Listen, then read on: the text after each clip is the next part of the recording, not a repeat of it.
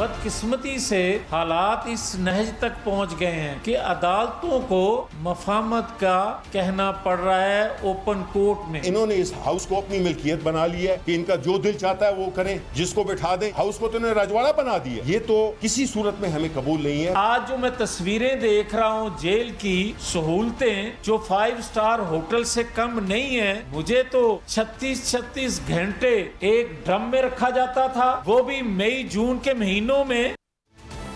Welcome to News Line. मैं हूं doctor Maria Zulfikar Khan.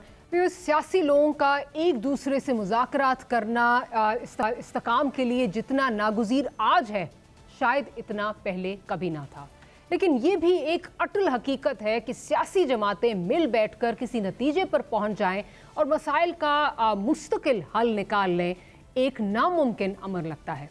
और यही वो अलमिया है कि जो इस वक्त निज़ाम की बेहतरी में अगर कहा जाए सबसे बड़ी रुकावट बना हुआ है। कल तो सुप्रीम कोर्ट में मौजूद जज साहिबान ने भी कह दिया और बार बार इसी बात पर जोर दिया कि मामलात पार्लियामान में हल हों तो बेहतर है, क्योंकि मुल्क जिस दौराए पर खड़ा है सियासतदान उसकी जिम्मेदारी का एहसास करें। कल बानी पीटीआई ने सुप्रीम कोर्ट पे वीडियो लिंक से जो है वो पेशी में जो है वो उन्होंने शिरकत की और जजेस के सामने उन्होंने इस बात को तस्लीम किया। और फिर खबरें ये भी आईं कि पीटीआई पार्लियामान के अंदर और बाहर सियासी जमातों से रवाबित बेहतर करने के लिए एक कदम पीछे हटने को तैयार है। लेकिन आज बानी चेयरमैन ने जेल में फिर सहाफ़ियों से गैर रस्मी बातचीत में यही कहा है कि बात होगी तो सिर्फ ताकतवरों से। तो एक लिहाज से पीटीआई के बानी की सुई वहीं अड़ी हुई है जहां पहले थी। अब सवाल यह है कि ताकतवर आपसे बात क्यों करें, जबकि वो भी कहते हैं कि सियासी लोग खुद ही एक दूसरे से निमटें। और मजीद ये कि पीटीआई मुक़्तदरा पर निशाना बांधने का कोई मौका हाथ से नहीं जाने देती। अब एक्स अकाउंट की पोस्ट का मामला ही देख लें, जिसे आज बानी पीटीआई ने ओन कर लिया है, लेकिन वीडियो के कंटेंट से किनारा कशी इख्तियार की है। तहम अब वो एफआईआर टीम की इंक्वायरी का भी हिस्सा बन चुके हैं और आज उन्होंने अपने वकला की मौजूदगी में 16 सवालात के जवाब भी दिए हैं। अब एक तरफ से जब ऐसे तनाज़े खड़े होते रहेंगे तो फिर किस तरह दोनों फरीकैन के दरमियान एतमाद साजी होगी। हुकूमत के साथ रास्ते अपने खोलने के लिए पीटीआई तैयार नहीं है और जिनसे बात करना चाहती है, जिससे बात करने की ख्वाह हैं, उनके रास्ते में खुद कांटे बिछा रहे हैं। तो फिर ये सिलसिला कहाँ जाकर रुकेगा, ये एक सबसे अहम सवाल है। अब दूसरी तरफ ये देखा जाए, इसी पिंग पोंग में अवाम का जो है वो बुरा हाल हो चुका है। अवाम की अगर बात की जाए तो इन्हें बजट में नए टैक्सेस से कमर तोड़ महंगाई का सामना नागुज़ीर हो चुका है। जबकि हुकूमत ऑपोजिशन की आपसी लड़ाई यूं ही जारी रहेगी तो फिर अवाम किस तरफ देखेंगे, इस पर बात करेंगे। अपने प्रोग्राम के प्लेटफॉर्म से हमारे सईम हैदर पंचोता साहब मौजूद हैं, कादिर मंदखेल साहब हमें ज्वाइन कर रहे हैं और साथ ही साथ माइजा हमीद साहिबा हमारे साथ कुछ ही देर में मौजूद होंगी। तो मैं ज़रा पहले गुफ्तगू का आगाज़ पंचोता साहब से करती हूँ। पंचोता साहब, कोइंसिडेंटली लास्ट वीक भी आप मेरे प्रोग्राम में थे और इसी चीज़ पर बात हो रही थी, तो आपने उस पर बहुत ज़्यादा तौजीहात दी और आपने कहा कि बानी चेयरमैन का मौक़िफ़ तो आज का नहीं, 2011 का उन्होंने कहा हमूद रहमान कमीशन रिपोर्ट पढ़ लें। खैर आज उनसे पूछा गया तो उन्होंने कहा जी मैंने पहले तो जो है वो हमूद रहमान कमीशन रिपोर्ट नहीं पढ़ी थी, अब मैंने पढ़ ली। उन्होंने आज वो ट्वीट ऑन भी कर ली, वीडियो उन्होंने ऑन नहीं की। सवाल ये है कि इतना ये कॉलो फेल में ताज़ाद पीटीआई का जो आता जा रहा है और इतनी जो पीटीआई ने एक्सप्लेनेशंस दी, एक्सप्लेनेशन पे एक्सप्लेनेशन, एक बंदा कुछ कह रहा है, दूसरा बंदा कुछ कह रहा है और आज खान साहब जो है वो कोई और नई बात कर रहे हैं। देखिए, बहुत शुक्रिया मारिया, आपने मौका दिया। बिल्कुल जी, मैं अपनी बात के ऊपर कायम हूँ और मैंने आपसे बात ये की थी कि खान साहब ने बात की थी जो उस वक्त हमूद रहमान कमीशन रिपोर्ट के ट्वीट के हवाले से, तो उसमें खान साहब ने बड़ा अपना वाज़ेह मौक़िफ़ दिया था कि 1971 के अंदर जो हालात हुए, जो उस वक्त याहिया खान का किरदार था, जो उस टाइम के ऊपर 2 जर्नैलों ने इस्तीफ़ा इसलिए दिया था क्योंकि उन्होंने कहा कि ये ऑपरेशन ना किया जाए और एक आवाम ने मैंडेट दिया था एक जमात को, वो तस्लीम नहीं किया गया, मुल्क 2 हिस्सों में तकसीम हो गया। आज फिर वही सूरत हाल है मुल्क के अंदर। उस वक्त मुल्क 2 हिस्सों में हुआ और आज दिवालिया हो जाएगा और इसी का ख़तरा इमरान खान ने ज़ाहिर करते हुए ये कहा कि ये दोबारा हिस्ट्री जो है रिपीट ना की जाए, हमें हिस्ट्री से सीखना चाहिए। आज भी साफ़ियों से गुफ्तगू करते हुए उन्होंने यही बात की और हमूदुर रहमान कमीशन की रिपोर्ट के हवाले से जो FIA की टीमें वहाँ गई थी, तो खान साहब ने सबसे पहले तो ये कहा कि FIA जो है वो मुझसे माफ़ी मांगे, क्योंकि जो झूठा केस बनाया गया था साइफर का, वो तो देख लिया पूरी कौम ने कि किस तरह झूठा बनाया गया और वो ख़त्म हो गया, उड़ गया।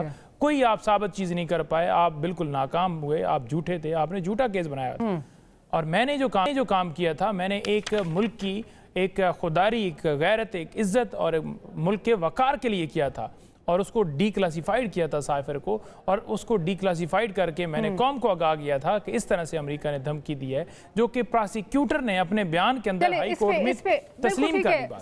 साइफर केस में तो हुकूमत का केस जो है that fell flat because cipher ही पेश नहीं कर सके, तो बहुत वहाँ पे लूप होल्स हैं। बट हैविंग सेड दैट, ये बड़ा इंटरेस्टिंग एक सवाल है। आपने कहा जी वो शुरू से उनका एक ही मौक़िफ़ था। सहाफ़ी का सवाल था, नवाज शरीफ जब शेख मुजीबुर रहमान और हमूदुर रहमान कमीशन का हवाला देते थे तो आप कहते थे नवाज शरीफ फौज के इदारे को तबाह करके दूसरा मुजीबुर रहमान बनना चाहता है।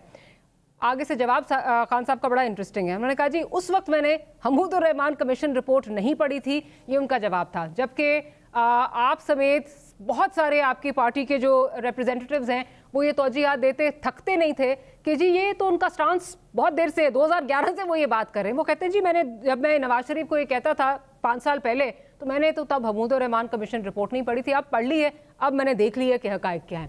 खैर वो मेरा ख्याल है आप लोगों को भी शायद क्लैरिटी नहीं थी कि क्या इस पे जो है वो करना है। अब शायद खान साहब ने ओन कर लिए तो अब सब ओन कर लें, और शायद आने वाले दिनों में वीडियो भी जो है वो सब ओन कर ही लेंगे, क्योंकि खान साहब अभी कह रहे हैं कि जी मैं पोस्ट को तो ओन कर रहा हूँ, वीडियो मैंने देखी नहीं है तो मैं वीडियो पे कुछ कह नहीं सकता। बहरहाल मेरा ख्याल है वही जो हम बात कर रहे थे पिछले हफ्ते कि हमारे सियासतदानों का जो नैरेटिव है और जो उनके पॉलिटिकल मॉरल्स एंड प्रिंसिपल्स हैं वो वक्त और हालात के साथ बदलते रहते हैं, कोई साबित कदमी वहाँ नज़र नहीं आती। अच्छा माइज़ा साहिबा, क्योंकि बड़ा एक अच्छा जो है अभी इन्होंने पंचोता साहब ने जो है वो हवाला दिया साइफर केस का, तो साइफर केस तो आप लोग साइफर प्रेजेंट ही नहीं कर सके, that fell flat on its face. Cipher case में कोई जान नहीं नज़र आ रही। इसी तरह जो इद्दत वाला केस है उसमें भी कोई जान नहीं नज़र आ रही। तोशा खाना जो है वो उसमें सज़ा मुअत्तली हो गई है।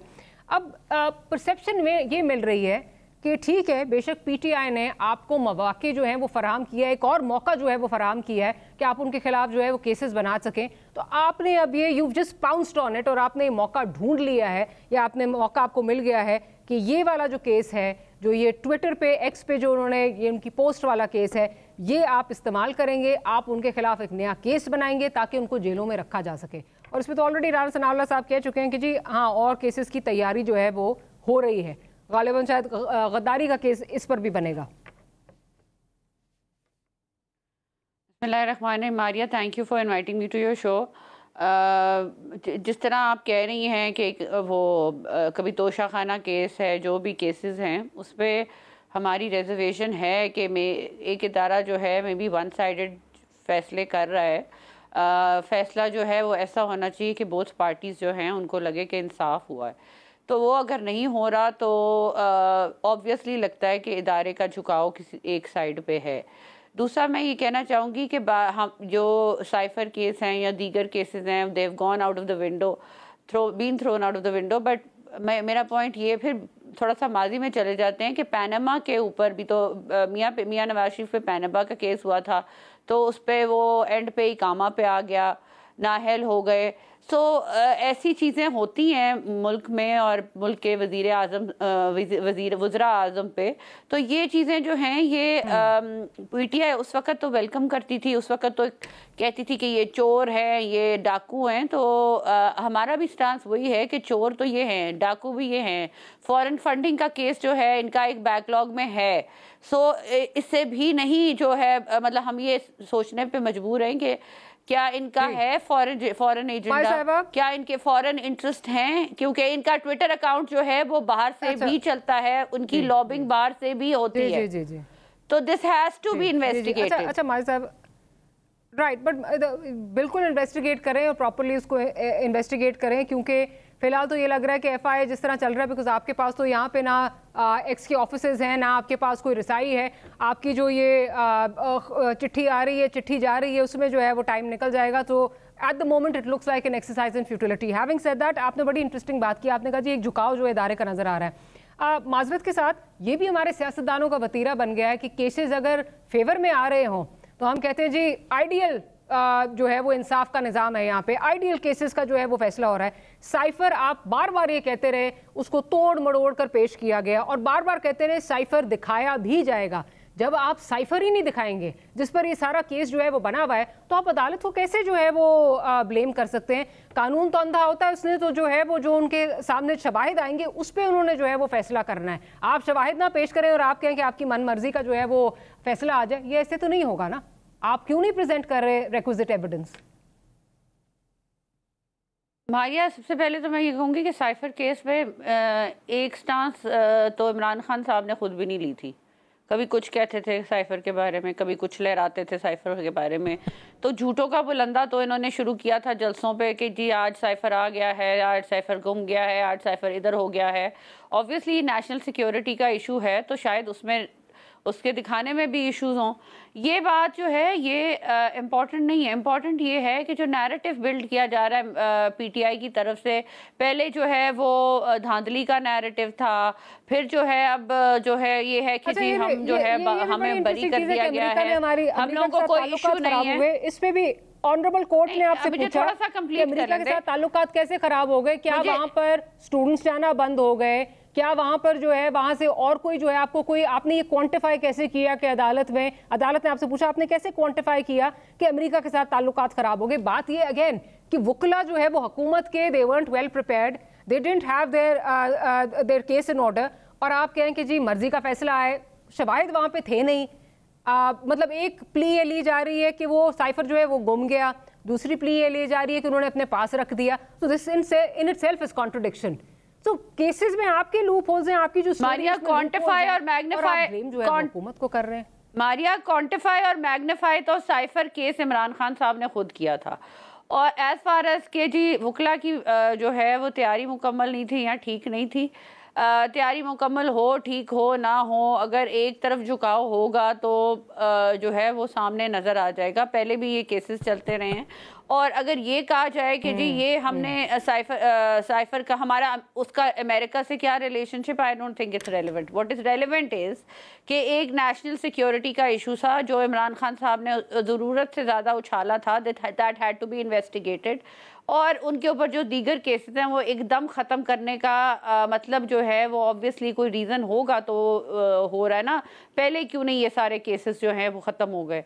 दूसरा ये कि देखें ये चीज़ कोई पहली दफ़ा तो नहीं हुई, इनकी चीखना चिल्लाना शुरू हो जाता है। मुझे ये बताएं कि क्या मियां नवाज शरीफ साहब प्राइम मिनिस्टर थे तो उनको इकामे पे नहीं निकाला था? उन्होंने 300 पेशियाँ नहीं जो हैं हैंडल की थी जब उनको जब कोर्ट ने फैसला किया कि वो गलत फैसले थे, तो फिर क्या पीटीआई वाले चीखे मार रहे इसकी ज़द में कोई आता है और कभी कोई आता है?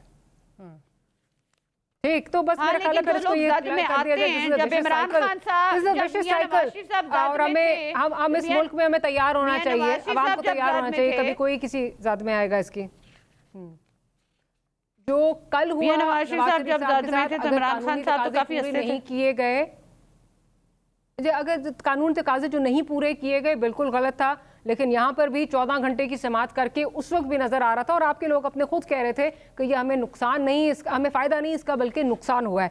हैविंग सेड दैट, मैं ज़रा अगर कादिर खान मंदोखेल साहब हमें ज्वाइन कर चुके हैं तो उनका भी पर्सपेक्टिव इस पर लेना चाहूँगी कि ये जो केसेस इस वक्त कादिर खान मंदो साहब का कुछ इशू आ रहा है, इसका मेरा ख्याल है कोई टेक्निकल इशू आ रहा है उनका, उनके साथ बात नहीं हो पा रही इस वक्त। लेकिन मैं ज़रा इस पर आगे चलती हूँ। एक और इंटरेस्टिंग आज जो चीज़ हुई वो जो उमर अयूब साहब की जो स्टेटमेंट है फ्लोर ऑफ द हाउस पे, वो बड़ी कोट हो रही है। प्रोड्यूसर साहब अगर वो सुनवा दीजिए तो फिर आगे चलती। इंक्वायरी शुरू हुई है, वज़ीर-ए-आज़म इमरान खान साहब के ट्विटर अकाउंट पे इन्वेस्टिगेट करना चाहते हैं मुझे as leader of the opposition. जनाब स्पीकर, डीजीएफआईए को तो यहाँ पे बुला के उस अकल के अंधे आदमी से इंसान पूछे, you are not the state, state है तो पार्लियामेंट स्टेट है, you are not the state. ये कैसे हमें ये लेटर्स लिख सकते हैं? हाउ डेयर दे, ये अकल के अंधे, ये कोई बनाना रिपब्लिक है? वी कंडेम दिस जनाब स्पीकर, और आपसे ये रूलिंग चाहिए कि इस तरह की हतकामेज़ खतूत ये खत्म। पंचोता साहब बहुत गरजे बरसे उमर अयूब साहब, और बड़ी जो टोन थी मुझे ऐसे लग रहा था शायद वो किसी घर के मुलाजिम की बात कर रहे हैं। ये अकल का अंधा, ये कैसे मुझे खत लिख सकता है, मैं स्टेट हूँ। I think is forgotten about the trichotomy of power, जिसमें ब्यूरोक्रेसी एक बहुत अहम सतून है। आप ये नहीं कर सकते कि आप ब्यूरोक्रेसी को जो है वो निकाल के फेंक दें और आप ये कहें क्योंकि मैं लीडर ऑफ ऑपोजिशन हूँ तो मैं एक अनटचेबल हूँ। मतलब अगर लीडर ऑफ ऑपोजिशन को खून करके आ जाए और उनको कहा जाए जी आप तफ्तीश में शामिल हों, या उनका नाम जो है वो किसी कत्ल या चोरी के केस में हो, तो उनको क्या सिर्फ इसलिए जो है वो साइड पे कर देना चाहिए क्योंकि वो लीडर ऑफ ऑपोजिशन है? नहीं, he is a holy cow, we can't touch him, we can't let him, we can't write letters to him. देखिए क्या एटीट्यूड है। देखिए मारिया, ये बात नहीं है। अगर आप देखें उमर अयूब साहब, तो उमर अयूब साहब की अगर आप वॉल पे देखें ना, तो आप देखेंगे कि वो हफ्ते में कहीं ना कहीं किसी न किसी अदालत में पेश हुए होते हैं। परसों भी हमारे साथ वो एंटी टेररिज्म अदालत के अंदर पेश हुए। ये नहीं कि वो कानून का एहतराम नहीं करते या केसेस को भुगत नहीं रहे या भाग रहे हैं, या बतौर अपोजिशन लीडर वो कह रहे हैं कि मैं किसी कोर्ट में नहीं जाऊंगा जहां पर मेरे खिलाफ मुकदमे बने हुए हैं, जहां पर मेरे खिलाफ अगर वारंट निकलता है तो नहीं, बल्कि नहीं, वो सरेंडर उन्होंने किया हुआ है और वो जा रहे हैं। अब यहाँ पर आप देखें कि FIA का कंडक्ट क्या है। अगर कोई भी इदारा एज ए टूल इस्तेमाल किया जाएगा, इसका क्या मतलब है? देखिए, इसका मतलब ये है कि इस्लामाबाद हाई कोर्ट का अगर कोई जस्टिस आपको कहे कि ऑडियो रिकॉर्ड कौन करता है, कैसे उसकी एक्सेस है, कैसे उसको जो है वो हमें उसके ऊपर सारा मामला बताएं, और वहाँ पर अगर FIA करे कि हम कुछ नहीं कर सकते, हम कुछ नहीं बता सकते, और दूसरी तरफ अगर FIA को टास्क दिया जाए कि आप बेकसूर लोगों को हिरासा करें, परेशान करें, उन्हें नोटिस भिजवाएं, तरह तरह के नोटिस भिजवाएं और उन्हें कहें कि आएँ और 2 घंटे यहाँ पर तफ्तीश ज्वाइन करें, 3 घंटे तफ्तीश ज्वाइन करें। आपने कर दिया कि आप सियासतदान बन गए हैं। वकील तो आप अच्छे थे ही थे, सियासतदान भी आप अच्छे बन गए हैं, क्योंकि ये जो वतीरा है ना हमारे प्यारे सियासतदानों का कि चीज को घुमा के जो है, नहीं घुमाने की बात नहीं है। देखिए, ट्वीट हुआ है, इमरान खान साहब के अकाउंट से हुआ है, आपने गौहर साहब को बुला लिया, आपने रऊफ हसन साहब को बुला लिया, 2-2 घंटे 3-3 घंटे बिठा लिया। इमरान खान को साइफर केस के अंदर और दीगर केसेस के अंदर बार बार नोटिस भिजवाए गए थे। साइफर केस के अंदर आए जी, अपना बयान रिकॉर्ड करवाएं जी, और 4-4 घंटे अंदर बिठा के फिर कहना जी कि आप फिर आ जाइएगा कल, फिर आ जाइएगा परसों। ये कौन सा तरीका है? और अगर किसी के कहने के ऊपर मोहसिन नकवी पीछे से कहे या कोई और बंदा पीछे से कहे कि आप जाकर इनको हरासा करें, तो ये किस जगह पर लिखा हुआ है? क्या होता है, पुलिस कैसे ट्रीट करती है, तो नहीं करना चाहिए ना। ये जो ट्रीट किया जा रहा है, हम तो इसी के ऊपर बात कर रहे हैं। लेकिन तो निजाम ठीक करना है ना, ये हमारी इन्हीं पार्टीज ने ठीक करना है। जरा मैं मंदोखेल साहब की तरफ चलती हूँ। मंदोखेल साहब, थोड़ा आपने लेट ज्वाइन किया, कुछ आपका टेक्निकल इशू आ रहा था, कुछ सवाल थे जो आपकी तरफ मैं ले जाना चाह रही थी। वकील हैं आप, जो उनका रवैया है, जो शाहाना रवैया है, जिससे लगता है कि शायद DG FIA स्टेट का मुलाजिम नहीं, उनका घरेलू मुलाजिम है, जिसको ये कहा जा रहा है वो अकल का अंधा, उसने मुझे कैसे बुला लिया। इस रवैये को आप किस तरह देखते हैं? या कोई इसमें इस्तिकाक है पार्लियामेंटेरियंस का, स्पेशल उनको अनटचेबल का खिताब दिया गया है जो उनको बताता है कि जी अच्छा ठीक है, आप लीडर ऑफ ऑपोजिशन है तो आपको कोई जो है वो बुला नहीं सकता, कोई इदारा आपको बुला नहीं सकता, आपको खुली छुट्टी है, जो करना है आपने करें। जोता साहब वकील है, माशाल्लाह अच्छे वकील है, इनको अच्छी तरह पता है कि जब एक ट्वीट आ गया था, आप ये बता कि पार्टी के सेक्रेटरी जनरल रऊफ हसन साहब ने बोला कि ये ट्वीट जो है ना, ये मेरे उसमें नहीं आते जुरिडिक्शन में, ये अमेरिका से हो रहा है। तो अब मुझे बता दूं कि FIA एज अदारा तो किससे करेंगे? जाहिर बात है जो कि 2-3 टॉप के लोग हैं, चाहे अपोजिशन लीडर हो, चाहे इनकी अभी चेयरमैन है या को चेयरमैन है, उनसे और अपोजिशन लीडर से, इन 2-3 जो मेन लोग हैं, पंजोता साहब से तो नहीं करेंगे ना, मेन लोगों से करेंगे।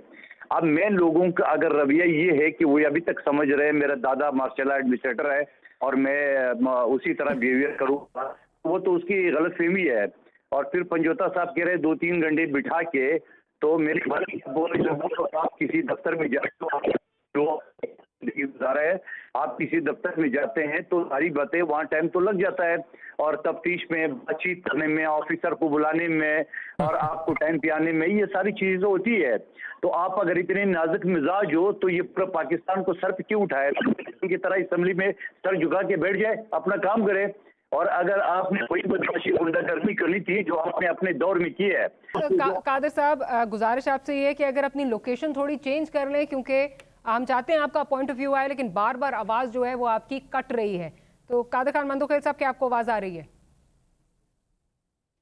कादर साहब, क्या आपको? जी, कादर खान मंदोखेल साहब के साथ दोबारा जो है वो रिकनेक्ट करने की कोशिश करते हैं। किसी ब्रेक लेते हैं। In the interim we will be right back.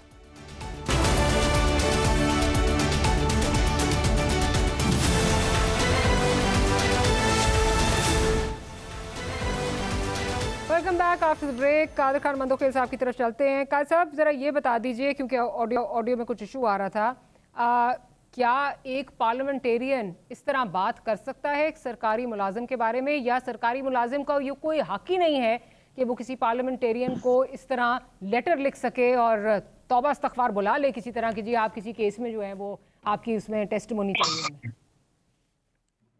जी बहुत शुक्रिया मारिया साहबा। मैं याद दिला दूं, मैं अभी मेंबर नहीं हूँ, पिछले असम्बली में मेंबर था, अभी तो मैं भी जद में आ चुका हूँ। लेकिन आप एक लीगल एक्सपर्ट भी हैं और पार्लियामेंटेरियन को रूल्स एंड बिजनेस सारे जो हैं वो तो समझ होती है, बहुत खूब उससे पिछली जब पीटीआई की हुकूमत थी तो एक शख्स जो हमारे पीपल्स पार्टी का वर्कर था, उसने साबिक चीफ जस्टिस के बारे में कुछ कहा था, उसके खिलाफ FIR कटी थी। उसने उस स्पीच की वीडियो कोई 200 लोगों को भेजी थी, जिसमें हम 5 MNA थे और 2 हमारे सूबाई वजीर थे।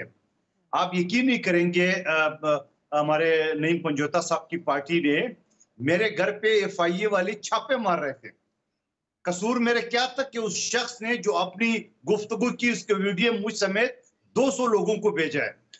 उसके बाद फिर हमने क्या किया है, हमने जाके स्पीकर से हमने प्रिविलेज मोशन मूव किया है, DG FIA को बुला लिए कि भाई हमारा क्या कसूर है, और अगर दिन में हमारे पास हजारों वीडियो आ जाती है, व्हाट्सएप आ जाता है, तो हम मुजरिम बन गए। तो ये थी पीटीआई की अपनी कारकर्दगी अपने वक्त में। तो अब सवाल ये कि इमरान खान साहब का जब एक ट्वीट आ गया था, जिसको तफ्तीश के बाद पता चलेगा कि वो किस तरफ जा रहा है, लेकिन सवाल ये कि उसके रऊफ हसन साहब जो उनके तर्जमान है या साबिक जनरल सेक्रेटरी थे, उन्होंने कहा भाई ये मेरे डोमेन में नहीं आता है, ये अमेरिका से ऑपरेट होता है। अब आप मुझे बता दो, FIA हो, वो पुलिस हो या हुकूमत पाकिस्तान हो, तो वो उस ट्वीट का किस नईम पंजोता साहब या कादर खान मंदोखेल से तफ्तीश नहीं करेंगे? उनके टॉप के 3 लोगों को नोटिस भेज दिए कि आप आइए, आप हमें बता दी कि ये क्या है, या तो आप ऑन कर दे, क्योंकि अभी तक मौजूद है।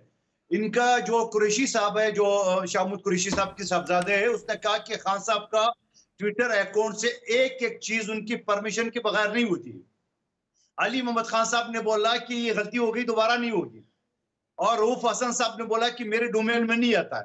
तो अब FIA इदारा जो टॉप के 3 लोगों को बुलाएंगे, जिसमें एक डिक्टेटर अयूब खान के पोते को भी बुला लिया। अब चूंकि दिमाग खराब है, दादा डिक्टेटर रह चुका है, तो ये मजाल कैसे भी एक सब इंस्पेक्टर की मुझे नोटिस किए। तो ये नईम पंजोता साहब वकील है, और DG या FIA में जो केस होता है, उनके इंक्वायरी ऑफिसर एक सब इंस्पेक्टर होता है, स्टेटमेंट सब इंस्पेक्टर के उसमें होता है। तो सब इंस्पेक्टर क्योंकि उनका वो अपना गुलाम समझते हैं या उनको अपना मुलाजिम समझते हैं, उसने नोटिस कैसे भेज दिया? तो भाई आप अपनी हरकतें देख ले जो आपने अपने दौर में की है। अब आपको एक नोटिस आए, जो नोटिस आप बता दे स्टेटमेंट में, या बाबर आवाज साहब मैं तो ये भी नहीं कहती किसके वक्त में क्या हुआ, मकाफाते अमल की बात नहीं करते। बात यह है कि रूल ऑफ लॉ सबके लिए जो है वो एक जैसा होना चाहिए। पार्लियामेंटेरियन को सुरखाब के पर नहीं लग जाते और स्टेट के मुलाजिम उनके घरेलू मुलाजिम नहीं बन जाते। माइजा हमीद साहिबा, आप ये जो आज जो टोन एंड टेनर था उमर अयूब साहब का, उसको आप किस तरह देखती हैं? मतलब ये तो लगता है कि कोई मतलब एक ऐसे है जैसे कोई गुनाह कबीरा कर दिया उन्होंने, DG FIA ने, अकल का अंधा DG FIA। तो मारिया, इनको अपनी लीडरशिप की ट्रेनिंग है, पीछे से बैकग्राउंड भी आप देख लें तो फिर लीडर तो इनका ऐसे ही करता है, स्टेज पे आके भी ऐसे करता है। वो कौन होता है, ये कौन होता है, जिस तरह वो एड्रेस करते हैं लोगों को, उसी तरह से फिर जिस तरह का लीडर होता है उस तरह के फॉलोअर्स होते हैं। तो इट्स नो सरप्राइज, लेकिन nevertheless he is not above the law and he is not above any other institution. तो इस तरह की बदतमीज़ी नहीं करनी चाहिए थी। ये बात तमीज़ से भी की जा सकती थी, गरजने बरसने की इस पर ज़रूरत नहीं थी। लेकिन शायद वो किसी अपने लीडर को खुश करना चाह रहे थे, तो शायद गरजे और बरसे होंगे। अदरवाइज़ तो वो आराम से भी ऑपोजिशन लीडर हैं, वो किसी और फोरम पे भी यहाँ उनको बुला के भी बात कर सकते थे। तो इस तरह नहीं होना चाहिए, और सारी PTI को अपने एटीट्यूड को देखना चाहिए, अपने अंदर देखना चाहिए कि इस तरह का एटीट्यूड पार्लियामेंटेरियंस को, पर्टिकुलरली जो लोग पार्लियामेंट में हैं और जो है रोल मॉडल्स हैं, उनको इस तरह का एटीट्यूड नहीं अपनाना चाहिए। Fair enough. अच्छा नईम पंचोता साहब, एक और चीज़ जिस पे बड़ी जो है वो कंट्रोवर्सी भी बन रही है और बहुत उस पर सवाल जवाब भी जो है वो हो रहे हैं। जब जेल से तस्वीर आई खान साहब की जो फैसिलिटीज़ हैं, वो कि इस वक्त कोर्ट ने कहा है कि वो अपना सरप्राइज इंस्पेक्टर भी कोई भेजेंगे चेक करने के लिए रैंडमली, तो उन्होंने एक बिल्कुल मुख्तलिफ मंजर कशी की। जो खान साहब ने मंजर कशी की थी उससे बिल्कुल एक मुख्तलिफ मंजर कशी हुई। अब सवाल यहाँ पे ये है कि डेथ सेल, चक्की, ज़ाहिर है आप लोग हमसे बहुत बेहतर जो है इन चीज़ों को जानते हैं। डेथ सेल चक्की में जो है वो तो मुश्किल से जो है वो 6x6 का एक कमरा होता है, उसमें तो पॉइंट ही होता है कि आपको सहूलियात कोई ना दी जाए ताकि आपको बाकी कैदियों से जो है वो आइसोलेटेड भी रखा जाए, आपको तंगी का एहसास भी हो। उसमें आपके पास कूलर भी है, उसमें आपके पास जो है वो एक्सरसाइज मशीन भी है, और खान साहब खुद कह रहे हैं कि एक्सरसाइज मशीन है, जबकि डेथ सेल का तो जो एक एरिया है वो इतना कम होता है कि मुश्किल से एक बंदा ही उसमें पूरा आता है। तो उसमें कूलर भी है, उसमें आपके पास मशीन भी है, एक्सरसाइज मशीन भी है, yet it's still a death cell, और वहाँ पे आपको जो है वो कोई फैसिलिटीज मौजूद नहीं है। देखें, पहली बात तो ये है कि आपने देखना ये है कि इमरान खान साहब को उन्होंने कैसे केसेस में और किस केसेस के अंदर जो है उनको किन केसेस के अंदर गिरफ्तार किया हुआ है, पाबंद सलासिल किया हुआ है। झूठे केसेस हैं, कोई भी आए, साइफर आए, ख़त्म हो जाता है, तोशा खाना है, सज़ा ख़त्म हो जाती है, इद्दत वाले में जज भाग जाता है, दफ़े 144 के ऊपर, खिलाफ वर्जी के ऊपर, 109 के रोल के ऊपर 100 से ज़्यादा FIR दर्ज की गई हैं। अच्छा, खान साहब के ऊपर इस वक्त इद्दत वाला केस है जिसमें वो इस वक्त हैं। और देखें, एक्स प्राइम मिनिस्टर जो है ना, उनके एक जेल मैनुअल के मुताबिक उनका एक हक होता है, लेकिन इमरान खान साहब को वो जेल मैनुअल के मुताबिक A क्लास नहीं दी गई। नवाज शरीफ, जरदारी, ये सारे यहाँ पर रहे और इनको A क्लास दी गई। वहाँ पर लोग इनसे अपनी मर्ज़ी के मुताबिक मिलते थे, हफ्ते में 2 दिन मुलाकात, और जितने मर्ज़ी है लोग जाकर मुलाकातें करें। वहाँ पर AC लगे हुए थे, इमरान खान के कमरे में AC नहीं लगा हुआ। कूलर की बात की जा रही है, कूलर जितने डेथ सेल हैं उन तमाम में कूलर लगा हुआ है, कोई एक्स्ट्रा नहीं लग गया इमरान खान के उस कमरे में, और वो 8x10 का ही कमरा है और खान साहब को अकेले रखा गया है। अब वहाँ पर अगर 4 किताबें टेबल पर नज़र दिखा दी गई हैं, या आप एक खाने के अंदर ये कहें कि ये जनाब चीज़ें पड़ी हुई है, पत्ती पड़ी हुई है, चाय पड़ी हुई है, ये पड़ा हुआ है, तो आप उसे कह दें कि ये किचन बना हुआ है। इमरान खान के उस सेल के अंदर अटैच वाशरूम भी नहीं है, वो दूसरे सेल के अंदर जाकर वाशरूम इस्तेमाल करते हैं और नहाते हैं। और दूसरी बात ये है कि इनके लिए A क्लास थी, A क्लास थी, वहाँ पर सहूलतें थी, बाहर से खाने आते थे, बाहर से जनाब इनको प्रोटोकॉल हासिल थे, A क्लास में रखा गया था। खान साहब डेथ सेल के अंदर हैं, ये C क्लास से भी नीचे वाला दर्जा बनता है। और कहाँ पर ये कंपैरिजन कर रहे हैं इमरान खान के साथ, क्लास वाली बात थी। और केसेस को भी देखें ना, यहाँ पर करप्शन करके मुल्क लूट गए। जी जी, देखिए, मुझे और आपको जो है वो लोगों को मिसगाइड नहीं करना चाहिए। C क्लास की जरा जाके, कभी आपने मुझसे बहुत ज़्यादा जो है वो जेल देखी होगी, C क्लास मैंने भी देखा है, C क्लास की ज़रा बैरक देख लें और खान साहब की ज़रा देख लें, प्लीज़ ये मिसगाइड ना करें। C क्लास से भी नीचे। और मैं अब इसको फिर ये नहीं कहूँगी कि मकाफाते अमल है, क्योंकि खान साहब अपने दौरे इक़्तिदार में जो है, आज उनसे सवाल भी हो, जो कहा जाता था कि जी कैदियों को अगर सारी सहूलियात मिल जाए तो फिर तो सब जेल में आके बैठ जाएंगे, सब आके कर देंगे, सब आके जेल में जो है वो एडमिट होना चाहेंगे। तो ये जेल तो फिर जेल है, ये खान साहब जो है वो कहा करते थे, AC उतरवा दूंगा, फलान कर दूंगा। शायद खान अब्बासी भी जो है वो फॉर्मर प्राइम मिनिस्टर थे, उनको जेल में क्या जेल वाला सवाल पूछा गया ना कि आप कहते थे कि AC उतार दूंगा, तो खान साहब ने कहा मैं तो क्लेम नहीं कर रहा कि मुझे AC दिए जाएं, मुझे प्रोटोकॉल दिए जाएं, लेकिन गलत बयानी ना की जाए। हाँ, उन्होंने फैमिली से मुलाकात के हवाले से, देखिए फिर आप कंप्लेन क्या कर रहे हैं ना, यही बात है। फिर आप लोग कंप्लेन क्या कर रहे हैं, वुकला की एक्सेस, नहीं आप सहूलियत की बात कर रहे हैं ना, मुझे इस तरह रखा गया है।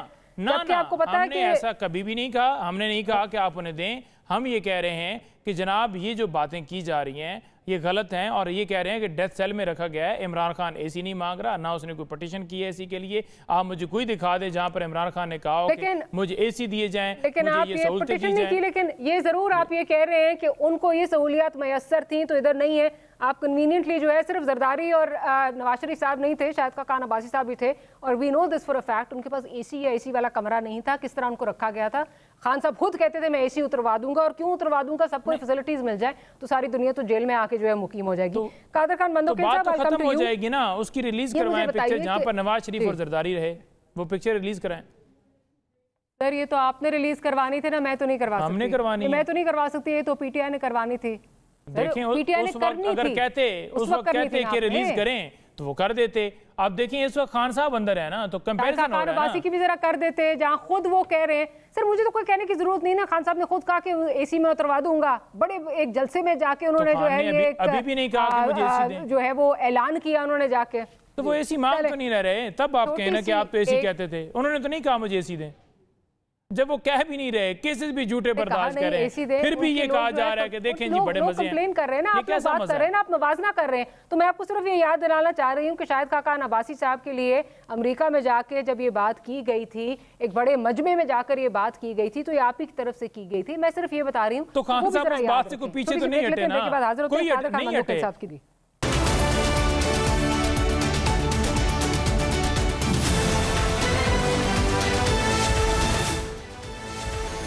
Welcome back after the break. Khan साहब की तरफ चलते हैं। खान साहब जरा ये बताइए कि ज़ाहिर है आप लोगों का आना जाना जेल में ज़्यादा होता है as compared to us and of course our viewers.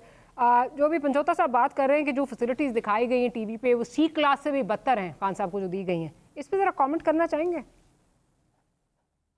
Maria, इससे पहले खान साहब अपने मुखालफिन के बारे में क्या कहते थे कि अगर जेल में ये सारी सहूलतें हैं तो फिर तो हर आदमी का दिल चाहेगा मैं जेल में रहूं। तो आज मेरे ख्याल में उनको पता चल गया है जेल क्या होता है।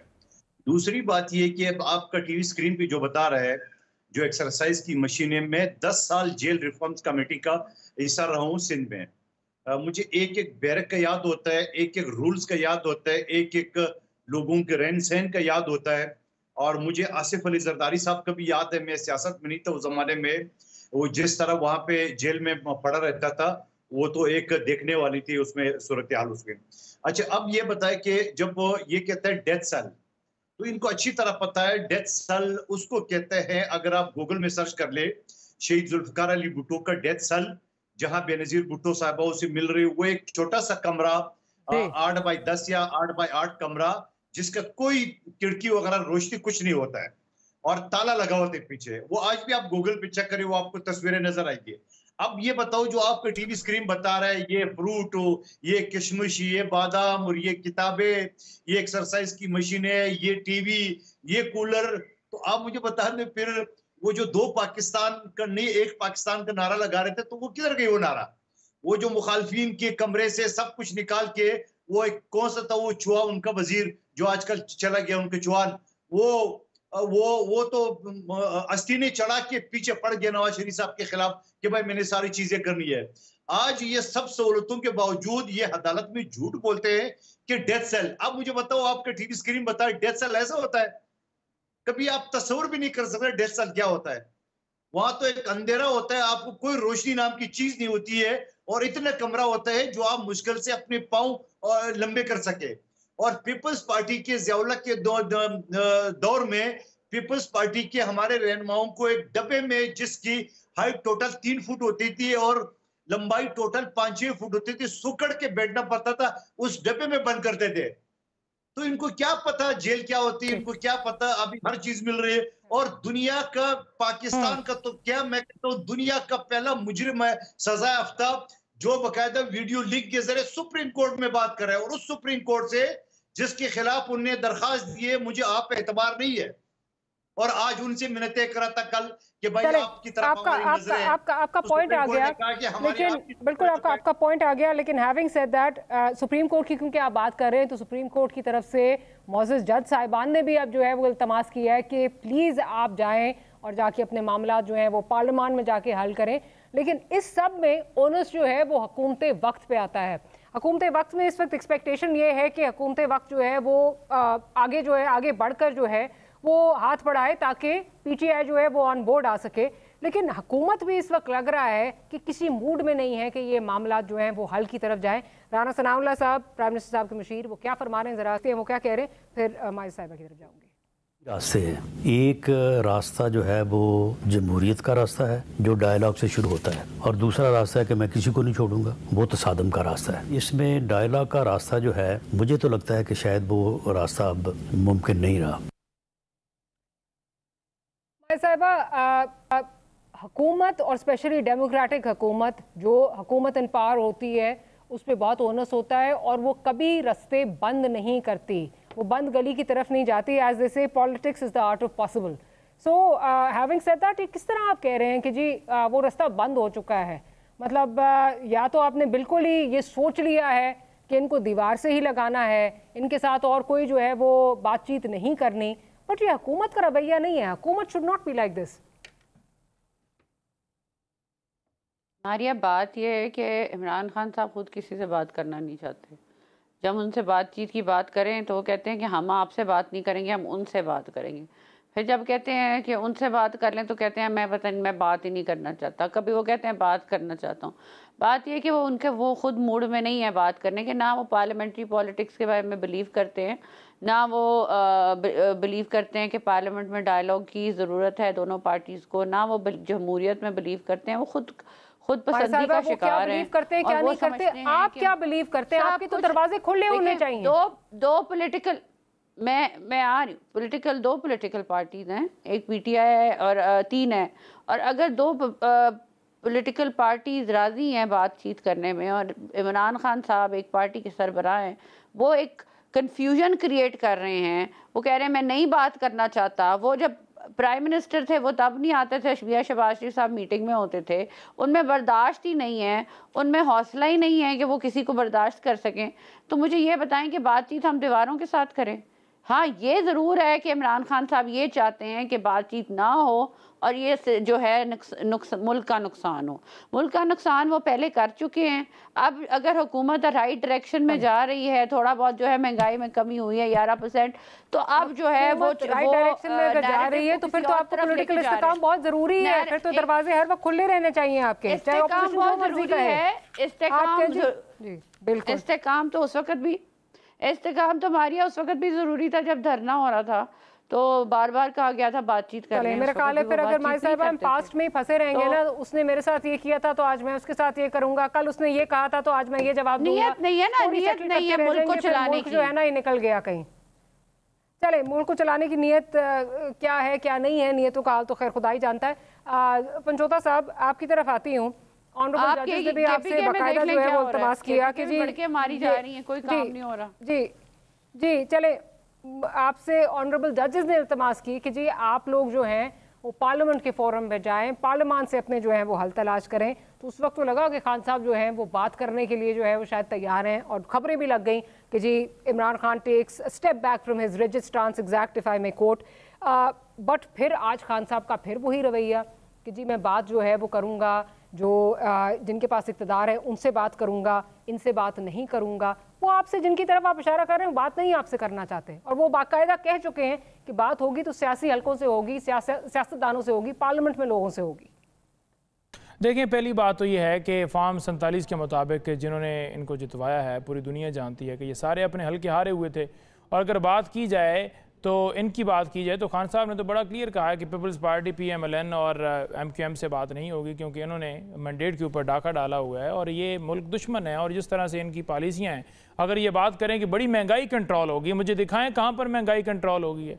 आज पेट्रोल 300 पर है, डीजल 300 पर है, 11% हो गई है भाई। पहले किसान, मेरी बहन अपनी बारी पे बात कीजिएगा ना, ठीक है। आप जो है वो गंदम आप किसानों से ले नहीं रहे। दिखाऊं तो मैंने कहा बता दूं कि 11% हो गई, शायद आपसे बिजली आपने महंगी की, उधर से पेट्रोल 300 पे अगर आपने 10 रुपए सस्ता कर दिया तो 150 रुपए पे पेट्रोल था जब पाकिस्तान तहरीक इंसाफ की हुकूमत थी। देखें, ये जब भी जितने अदवार में आते हैं इनकी पॉलिसी सिर्फ और सिर्फ जो है वो जी